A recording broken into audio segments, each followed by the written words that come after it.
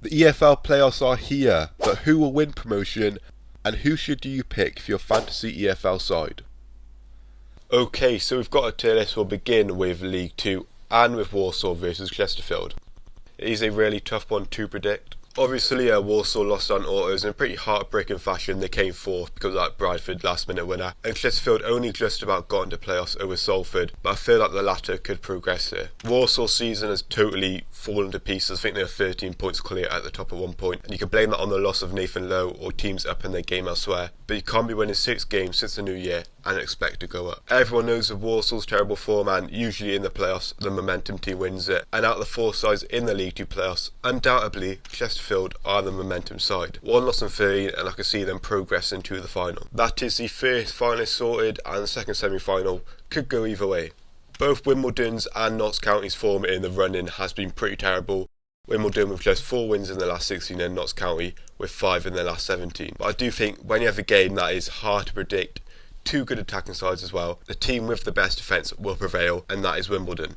And here we are, the first final, and I believe Chesterfield will be promoted. I said before, but they've hit form at the right time, and it will be back-to-back promotions for them if it does turn out to be the right prediction. Now moving on to League 1, which could be an all-timer. I've never been this excited for the League 1 playoffs. Leyton Orient versus Stockport is the first game. Orient have won their last 6 and Stockport haven't lost in 8. I'm going to give this one to Stockport. I feel like they've been more consistent this season, and only 5 points off autos in a league with Birmingham and Wrexham is very impressive. I'm sure Kalman could make this an interesting one. He is a machine, top goal scorer I believe in League 1. Stockport into the final. Second semi-final is Wycombe versus Charlton. This one is a lot simpler for me. I do think Charlton are the better side, and Wycombe have done extremely well to get where they are in the league. Just a few weeks ago Charlton smashed Wycombe 4-0, and Kone, the man Wycombe rely on really, hasn't scored an 8. Charlton in the final, and they go on one more in my opinion and win the lot. I feel like they're more balanced than Stockport. It's not really a weak point in their side, and I think it will split opinion. Those 2 will definitely be in the final,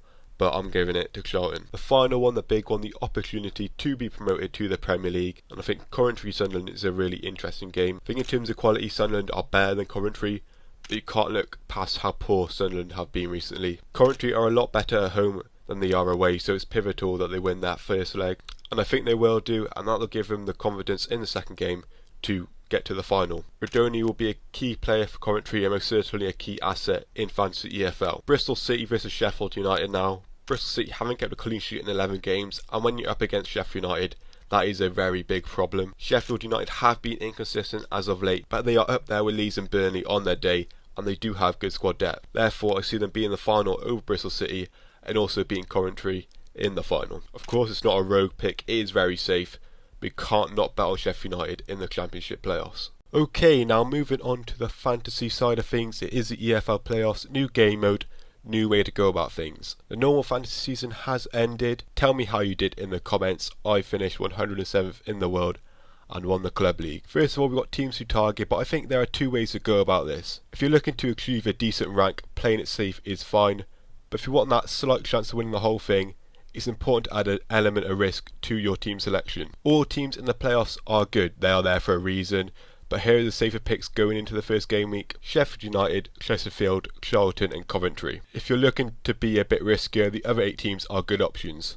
And of course, looking into the future, if my predictions were correct, Sheffield United, Charlton and Chesterfield are the safer picks for the final. The other 3 have an element of risk, and there are no restrictions on how many times you pick a team.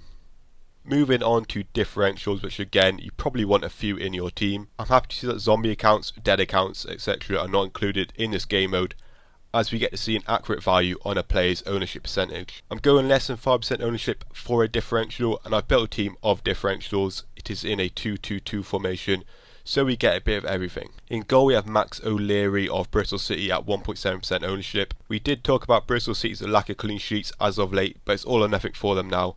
If they do not get a result in the home leg, I doubt they will in the away leg, which means the City defence has to be on top of their game. We have fullback Lewis Gordon now. I don't particularly like using fullbacks due to the lack of clearance points, but he does get forward a lot, and there is a possibility of attacking returns at only 2.5% ownership. Edwards at 1.1% ownership is an alternative to Gillespie and Lloyd Jones in the Charlton defence. Sam Hutchinson at 0.2 could be a game changer in midfield.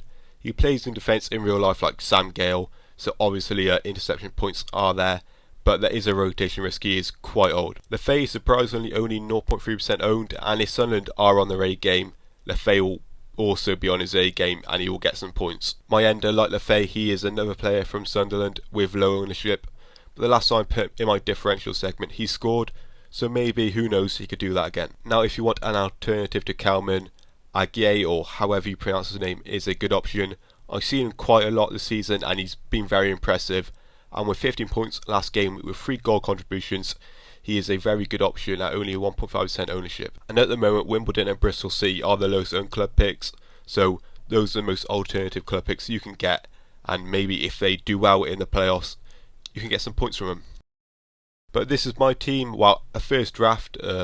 Like always, you can have a look at my other drafts in my Twitter, which will be linked in the description. A 2-3-1 formation, which I don't usually go for. I usually go for the 3-2-1, like pretty much everyone else that still plays the game. Gillespie is the captain due to his high defensive bonus rate. He gets loads of clearances, and you want that for your captain. Hutchinson is my differential, as spoken about before. Loads of interceptions, hopefully. Ollie Norwood has been on some stellar form recently.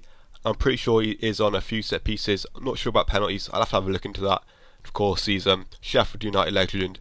Hopefully his team and Stockport can go all the way. Kalman is a bags man, and that is why pretty much everyone owns him. He's on like 70% ownership at the moment, which is crazy for Fantasy EFL. Chesterfield and Sheffield United are my club picks, and those are 2 teams I predicted to get into the final, so hopefully I'm right because I am backing them. Let me know what you think of my team. Updated drafts, of course, will be posted on my X account, which will be linked in the description. Like and subscribe if you enjoyed the video. The support does not go unnoticed, and yeah, good luck in the playoffs.